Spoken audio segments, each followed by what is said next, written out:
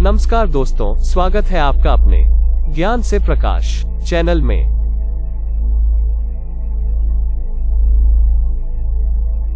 आज का हमारा विषय है, बिहार में बाढ़ की समस्या है या उद्योग बना है, क्या ये सिस्टम की गलती है या समस्या है। कई दशक बीत गए लेकिन अभी तक परिस्थिति जस की तस है। सबसे पहले भारत देश में बाढ़ की स्थिति पर बात करते हैं। भारत विश्व का दूसरा बाढ़ प्रभावित देश है। बाढ़ एक ऐसी स्थिति है जिसमें कोई निश्चित भूक्षेत्र अस्थायी रूप से जलमग्न हो जाता है और जनजीवन प्रभावित हो जाता है। बांध टूटना, जलतरंगों की गति बढ़ना, मानसून की अधिकता आदि। भौतिक हानि, इमारतों व घरों का जलमग्न होना, जन स्वास्थ्य को नुकसान, बाढ़ में बीमारी फैलने का खतरा, फसलों और खाद्यान्न पूर्ति पर प्रभाव इसके कुछ बुरे पहलू हैं।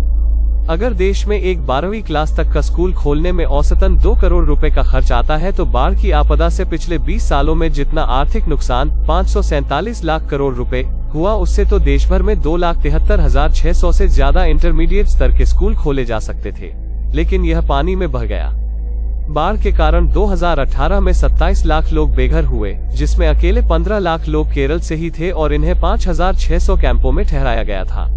राज्य में 2000 से ज्यादा मकान ध्वस्त हो गए, जबकि 22,000 मकानों को नुकसान पहुंचा। इसके अलावा समुद्र तटीय इलाकों में कई चक्रवाती तूफानों के कारण करीब 7 लाख लोगों को अपना घर छोड़ना पड़ा। बाढ़ होने के कारण अब बात करते हैं, ये बाढ़ होता कैसे है। दरअसल 3 से 4 माह की अवधि में ही देश में भारी बारिश के परिणामस्वरूप नदियों में जल का प्रवाह बढ़ जाता है, जो विनाशकारी बाढ़ का कारण बनता है। एक दिन में लगभग 15 सेंटीमीटर या उससे अधिक वर्षा होती है तो नदियों का जलस्तर खतरनाक ढंग से बढ़ना शुरू हो जाता है। भारी वर्षा और पहाड़ियों या नदियों के आसपास बादलों के फटने से भी नदियां जल से भर जाती हैं। हिमालय से निकलने वाली नदियां अपने साथ बड़ी मात्रा में गाद और रेत लाती हैं। वर्षों से इनकी सफाई न होने के कारण नदियों का मार्ग अवरुद्ध हो जाता है, जिससे आसपास के क्षेत्रों में पानी फैल जाता है। तटबंधों, नहरों और रेलवे से संबंधित निर्माण के कारण नदियों के जल प्रवाह क्षमता में कमी आती है। फलस्वरूप बाढ़ की समस्या और भी गंभीर हो जाती है। वर्ष 2013 में उत्तराखंड में आई भयंकर बाढ़ को मानव निर्मित कारकों का परिणाम माना जाता है। पेड़ पहाड़ों पर मिट्टी के कटाव को रोकने और बारिश के पानी के लिए प्राकृतिक अवरोध पैदा करने में महत्वपूर्ण भूमिका निभाते हैं।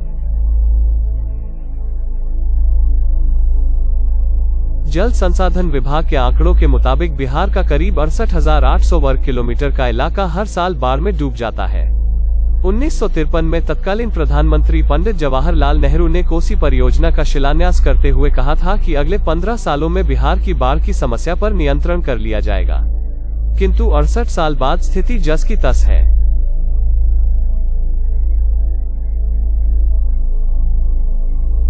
अब चलिए बिहार में 1979 से अब तक कितने का नुकसान हुआ, ये जानने का प्रयास करते हैं।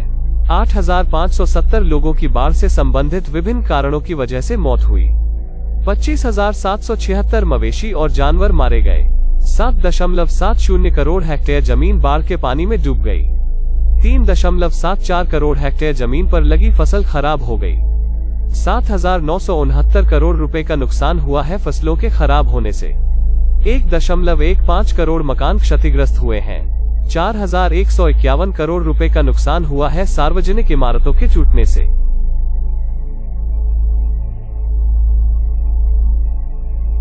अब चलिए अब तक की सबसे खतरनाक बाढ़ कब कब हुआ ये देखते हैं। वर्ष 1987 में बाढ़ का सबसे बुरा असर देखने को मिला। 1987 में आई बाढ़ में 30 जिलों के 24,518 गांव प्रभावित हुए थे। 1,399 लोगों की मौत हुई। 678 करोड़ रुपए का नुकसान हुआ। वर्ष 2000 में 33 जिलों में रहा बाढ़ का असर। 12,000 से अधिक गांव बाढ़ की चपेट में रहे।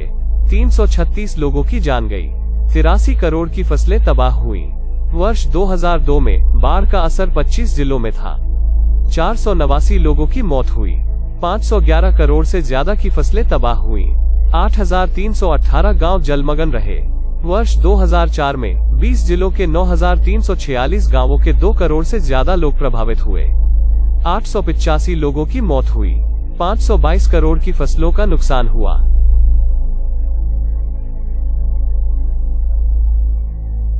वर्ष 2007 में 22 जिलों में बाढ़ का कहर। 1287 लोगों की जान चली गई।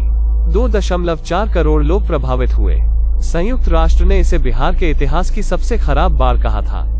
वर्ष 2008 में 18 जिले बाढ़ की चपेट में, 50 लाख लोग प्रभावित हुए, 258 लोगों की मौत हुई, 34 करोड़ की फसलें खराब हुई। वर्ष 2011 में बाढ़ का असर 25 जिलों में था। 71.43 लाख लोगों के जनजीवन पर असर पड़ा, 249 लोगों की जान गई। वर्ष 2013 में जुलाई में आई बाढ़ से 200 लोग मारे गए। बाढ़ का असर 20 जिलों में था, करीब 50 लाख लोग प्रभावित हुए और वर्ष 2016 में 12 जिले बुरी तरह बाढ़ की चपेट में रहे। 23 लाख से ज्यादा लोग प्रभावित हुए, 250 से ज्यादा लोगों की मौत हुई।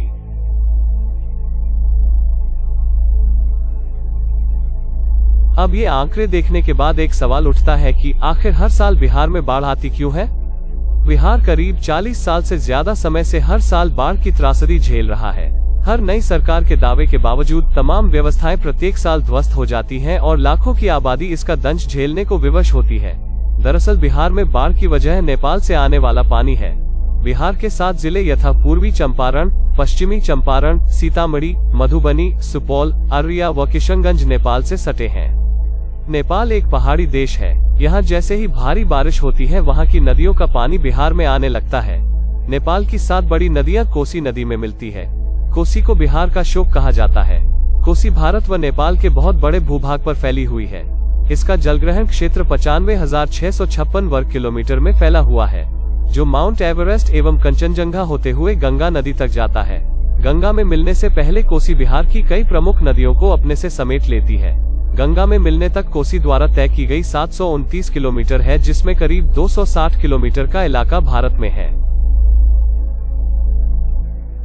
नेपाल में पत्थरों के उत्खनन व खेती के लिए जंगलों की अंधाधुंध कटाई की गई। इसलिए जल अधिग्रहण क्षेत्र में कमी आने से बारिश का पानी रुकने की बजाय तेजी से बहकर नीचे चला आता है।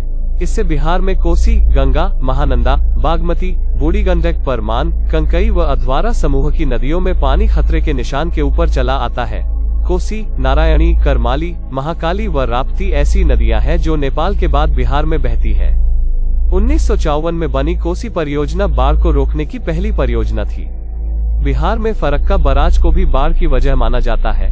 गंगा व अन्य सहायक नदियां अपने साथ गाद, सिल्ट लाती हैं। इससे नदी का स्वाभाविक जल प्रवाह बाधित होता है और गाद मुहाने पर जमा होने लगता है। पहले भी गाद आती थी जो पानी के साथ बह जाती थी। तटबंधों व बराज के कारण ये गाद अब बह नहीं पाते। जाहिर है यह गाद नदी को उथला बना देती है, इसलिए नदियां दिनों दिन आक्रामक होती जा रही हैं। दशकों से टूटते रहे हैं तटबंध। कोसी पर बने तटबंध 1963 के बाद से ही विभिन्न स्थानों पर टूटते रहे हैं, लेकिन इनकी वजहों से किसी सरकार ने कोई सबक नहीं लिया। खराब योजना, गलत क्रियान्वयन एवं जल निकासी के अवैज्ञानिक कारण बाढ़ का कारण बनते रहे। गाद अब इतनी बड़ी समस्या बन गई है कि जिसका कोई उपाय नहीं सूझ रहा। गंगा के मुहाने पर इतनी गाद जमा है कि फरक्का बराज को तोड़ने की चर्चा शुरू हो रही है। नदी के स्वाभाविक बहाव को रोका गया तब गाद समस्या बन गई, अन्यथा नदियां तो गाद प्रबंधन खुद कर रही थी।